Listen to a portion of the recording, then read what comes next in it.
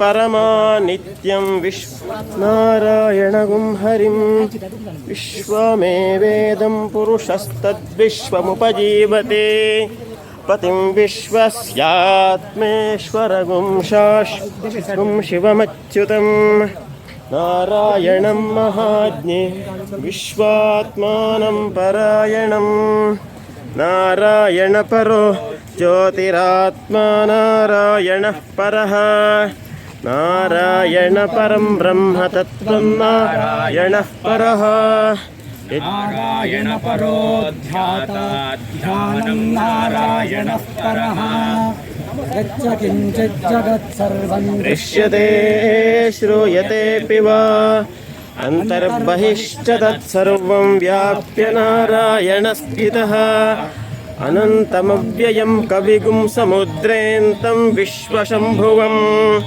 पद्मकोशप्रतीकौशकं हृदयं चाप्यधोमुखम् अधो निष्ट्यामितस्त्यान्ते भ्यामुपरि तिष्ठते।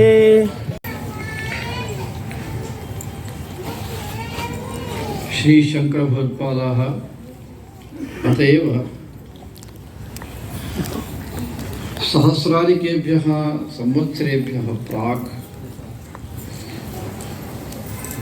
समग्रस्य देशस्य भ्रमणं कुर्वन्तः एतान् विचारान् सर्वान् बोधितवन्तः।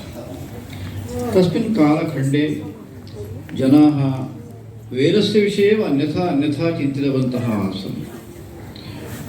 केवलं कर्मकाण्डः एव प्रधानः इति केचन एवं बहवः तत्र अस्माकं जनाः भ्रान्ताः आसन्। तदा श्रीशङ्करभगवत्पादाः कर्मकाण्डस्यापि महत्त्वं कथं ज्ञानकाण्डस्य महत्त्वं कथं द्वयोः सङ्गमः भवेद्वा न वा एतत् सर्वं विचार्य स्वग्रन्थेषु बहु समीचीनतया स्पष्टरूपेण निर्णीय लोकान् बोधितवन्तः।